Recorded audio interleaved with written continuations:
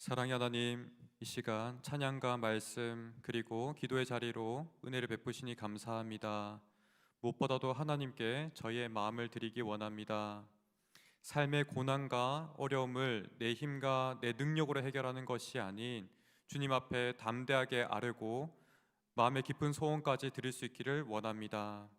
나의 연약함을 부끄러워하지 않고 있는 그대로 내어놓고 주님을 의지하는 복된 자리로 인도하여 주십시오. 깨끗하고 정결한 마음으로 주님을 깊이 신뢰합니다. 더 이상 내가 문제에 대해서 염려하지 않고 하나님의 평안만이 우리의 내면을 가득히 채워 주십시오. 언제나 신실하게 들으시고 응답하시는 우리 구주 예수 그리스도 이름으로 기도드립니다. 아멘. 설교의 말씀을 드리기 전에 한 가지 광고 말씀 드리기 원합니다. 오늘 조희성 권사님께서 다소 갑작스럽게 소천하셨습니다. 장례는 우리 교회에서 주관합니다. 빈소는 한일병원에서 진행하고요. 예배 직후 8시 40분에 교회에서 출발합니다. 가능하신 분들께서는 함께 예배에 참석하셔서 위로해 주시면 감사하겠습니다. 우리 하나님 말씀 같이 보겠습니다. 베드로전서 3장 13절에서 17절 말씀입니다. 베드로전서 3장 13절에서 17절 말씀입니다. 신약 성경 380면에 있습니다. 함께 교독하면서 읽겠습니다. 또 너희가 열심으로 선을 행하면 누가 너희를 해하리요? 그러나 의를 위하여 고난을 받으면 복 있는 자니 그들이 두려워하는 것을 두려워하지 말며 근심하지 말고 너희 마음에 그리스도를 주로 삼아 거룩하게 하고 너희 속에 있는 소망에 관한 이유를 묻는 자에게는 대답할 것을 항상 준비하되 온유와 두려움으로 하고 선한 양심을 가지라. 이는 그리스도 안에 있는 너희의 선행을 욕하는 자들로 그 비방하는 일에 부끄러움을 당하게 하려 함이라. 함께 있습니다. 선을 행함으로 고난을 받는 것이 하나님의 뜻일진데 악을 행함으로 고난 받는 것보다 나으니라. 아멘. 우리 지혜는 개별적인 지식을 넘어서 종합적인 사고가 바로 지혜라고 우리는 말합니다. 단순히 아는 것에 그치는 것이 아니라 적재적소에 우리가 아는 이 지식을 활용하고 그런 말미암아 위기와 어려움을 극복하는 데 이 지혜를 사용합니다. 이런 부분에서 사람의 지혜는 사실 한계가 뚜렷합니다. 시간과 공간을 창조하신 하나님만이 참된 지혜를 사용하십니다. 그렇게 하나님은 참으로 지혜로우신 심판자이시고 또 공의로운 재판장이십니다. 베드로전서 3장 12절은 이러한 말씀을 전하면서 믿음으로 살아가는 사람에게 큰 위로와 용기를 줍니다. 12절 말씀 우리 함께 보겠습니다. 주의 눈은 의인을 향하시고 그의 귀는 의인의 간구에 기울이시되 주의 얼굴은 악행하는 자들에 대하시느니라 하였느니라. 하나님께서는 모든 상황을 보고 계시고 의인을 향하여 눈을 가까이 두십니다. 그리고 귀를 기울이시면서 우리의 마음의 신음조차 들으십니다. 그러나 악행하는 자들을 향해서는 고개를 돌리시고 외면하십니다. 이런 하나님을 우리가 생각할 때 우리의 마음까지도 살피시는 하나님이심을 우리는 이해합니다. 그러나 사람이 살아가는 가운데서 하나님께서 이렇게 모든 것을 아시지만 고난이 있습니다. 이런 고난이라는 주제는 우리 삶에서 쉬운 주제가 아닙니다. 사람의 자연스러운 마음은 고난을 피하는 것이 자연스럽습니다. 이런 부분에서 베드로전서 오늘 본문의 말씀은 3장 13절부터 4장 19절까지 꽤나 긴 지면을 사용합니다. 그 중에서 오늘 말씀은 고난이 복이다라는 말씀을 주십니다. 고난이 복이라는 이 말씀은 얼마나 우리의 일반적인 생각과 다릅니까? 일반적인 생각으로는 우리는 고난이 문제다 이렇게 말할 것입니다. 그러나 고난이 복이라고 말씀합니다. 고난이 복이라는 이 말씀은 사실 특별한 상황 가운데서 한정합니다. 우리 13절 말씀을 먼저 살핍니다.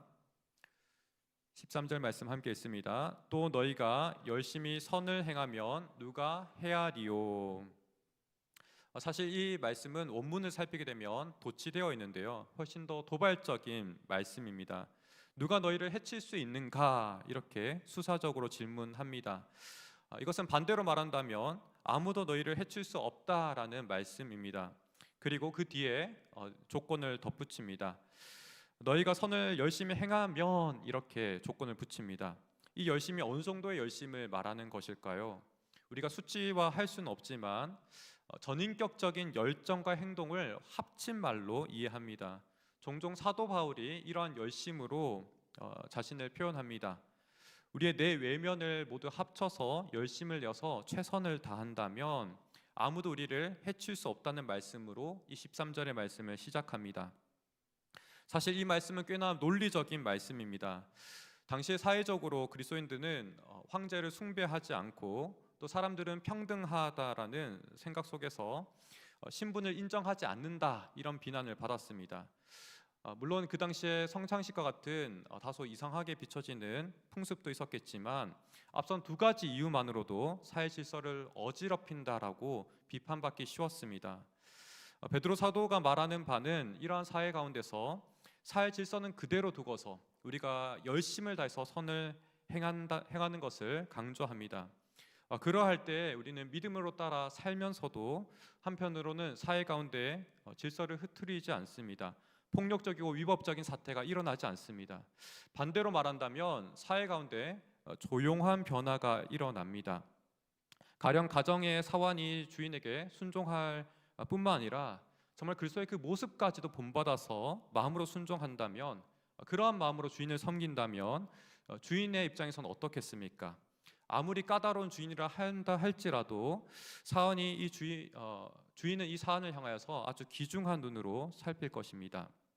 사안을 참으로 귀중하게 여기며 자신의 가까이 둘 것입니다. 이러한 부분 가운데서 너희가 선을 열심히 행하면 아무도 너희를 해칠 수 없다, 그것이 너무나 당연하고 마땅한 이치이다, 이렇게 말을 하고 있습니다. 이런 표현을 통해서 사실 베드로가 진짜 하고 싶은 메시지는 선을 행하는 가운데서는 고난이 일반적이지 않다, 고난이 없는 것이 당연하다, 이런 메시지를 주고 있습니다. 그러나 이 말을 통해서 우리는 마냥 안심할 수는 없습니다. 예외가 있기 때문입니다. 이어지는 말씀을 살피게 되면 14절을 보게 되면 그러나 의를 위하여 고난을 받으면 복이 있다, 이렇게 말을 합니다. 그러니까 고난을 상정하고 있습니다. 14절에서 믿는 사람에게 고난이 없는 것이 아니라 고난이 있음을 이야기하고 있습니다. 13절을 우리가 살필 때 예외가 없다면 이 14절은 사실 필요 없는 구절입니다. 선을 행하면 선이 나오는 것이 마땅한 인과관계입니다.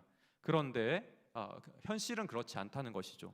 14절을 보게 되면 우리 현실 가운데서는 고난이 있고 선을 행했는데도 악이 되돌아오는 경우가 있습니다.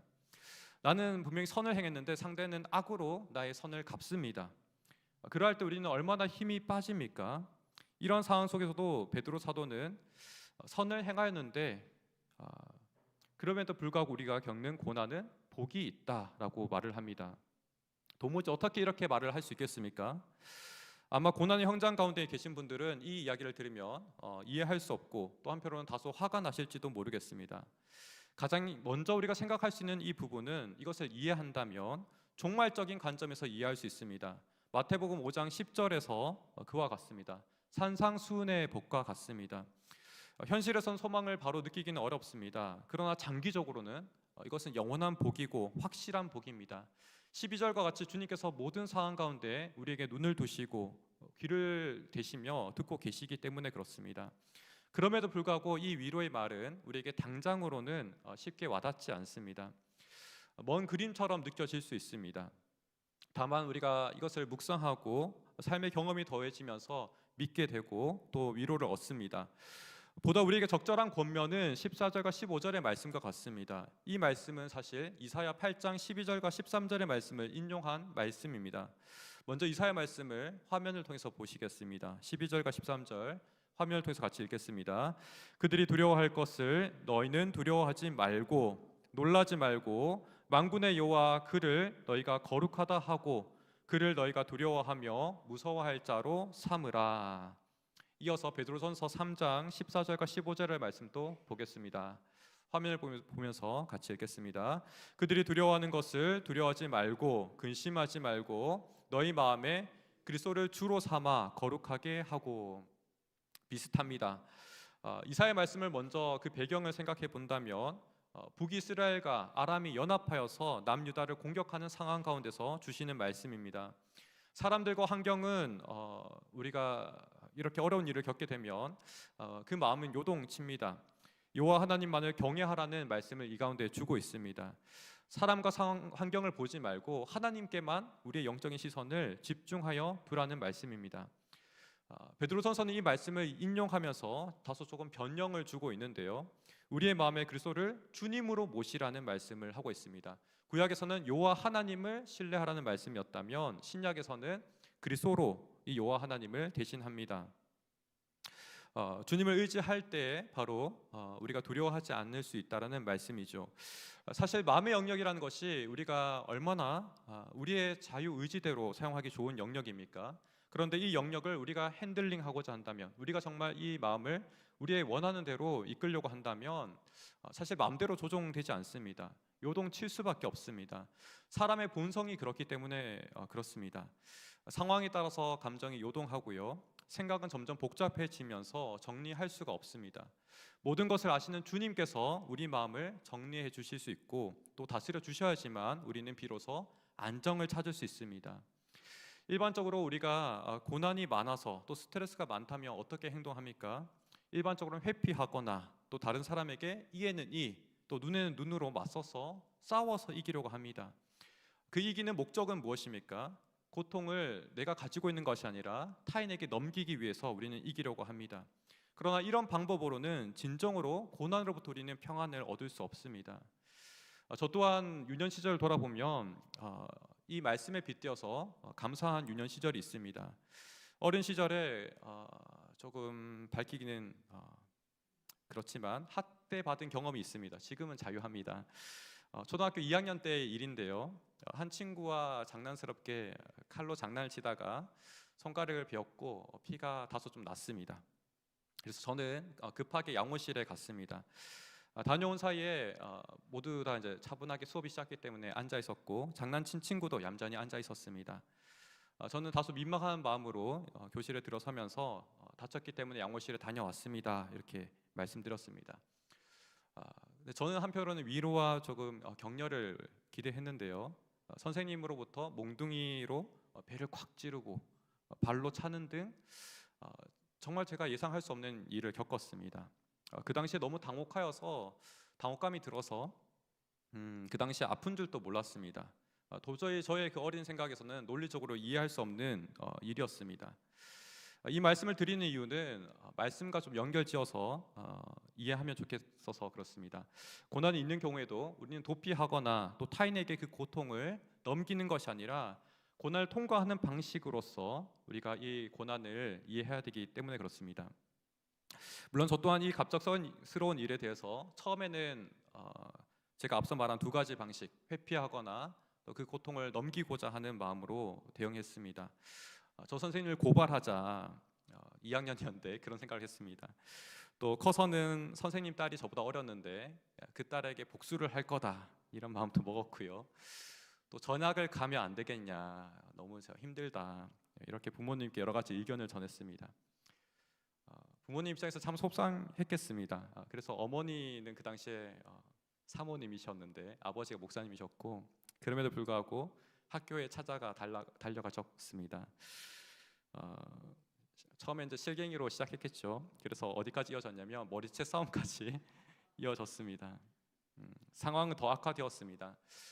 학급에서 남은 1년 내내 저는 투명 교환이었습니다. 숙제를 해가도 너는 숙제할 필요가 없어 이러면서 무시하셨고 그런 경험은 사실 겪어보지 않으면 잘 모르실 것입니다. 그러나 저는 감사하게도 이 기간을 크게 힘들지 않고 잘 견뎠습니다. 돌아보면 아버지 역할이 참 컸습니다. 아버지께서는 목사님이셨기 때문에 처음에는 화를 내셨지만 차분한 상태에서는 원수를 용서해야 된다라고 말씀하셨습니다. 네. 황당하시죠? 네. 저도 그랬습니다. 근데 말씀을 통해서 조목조목 짚으시기 때문에 제가 받아들일 수밖에 없었습니다. 하나님 생각은 하늘처럼 높고 우리 생각은 저 땅처럼 그와 같이 하나님과 우리의 생각은 크게 차이가 난다라는 이사야 말씀을 들려주셨던 것이 아직도 생생합니다. 물론 현실적으로 매일 쉽지 않았기 때문에 아침마다 기도하셨습니다. 기도해 주시고 품에 안으셔서 기도해 주시고 제가 그 힘으로 용기를 얻어서 등교를 했습니다.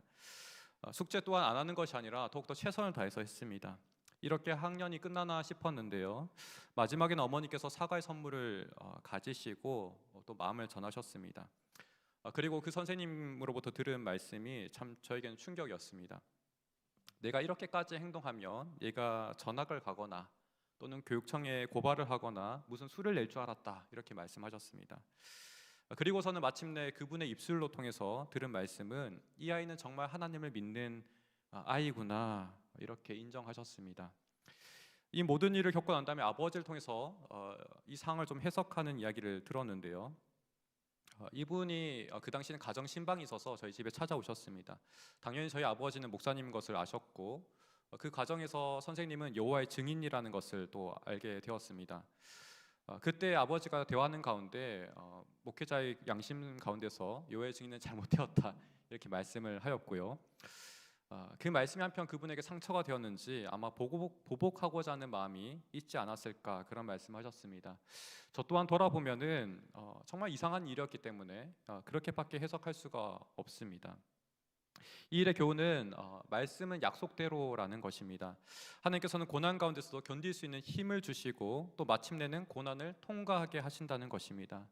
중요한 것은 삶의 자리 가운데 하나님을 찾고 의지하는 매일의 기도였고, 기도를 통해서 하나님을 나의 마음의 주인으로 모시고 섬겼던 일입니다. 원수를 용서해야 된다는 그 말씀으로 분노와 수치 가운데 저 자신을 내어주지 않았습니다. 그토록 어려운 상황 가운데서도 평탄하게 1년을 보낼 수 있었습니다. 이처럼 주님께서 함께 하신다면 우리는 고난을 피하거나 이 고난을 타인에게 전가하지 않고 통과할 수 있습니다. 고난을 통과한다는 것은 결코 일반적인 이야기는 아닙니다. 세상 사람들은 이 고난을 통과한다는 이야기를 듣게 되면 매우 경이롭게 듣습니다.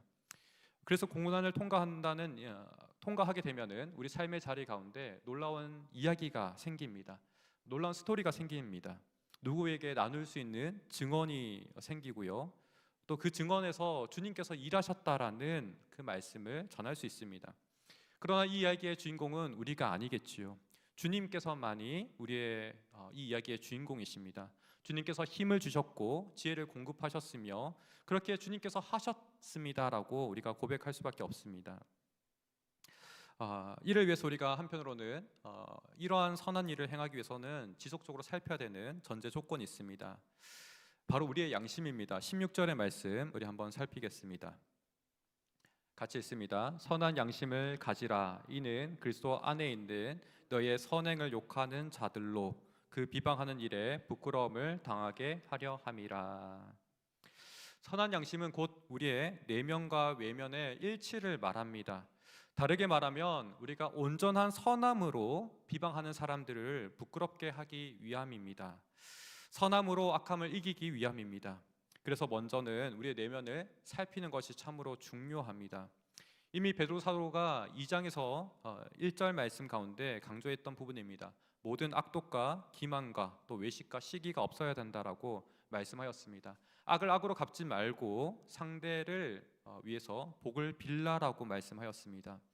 진정한 용서와 또 복을 빌기 위해서 우리의 양심을 계속해서 점검하고 확인해야만 합니다.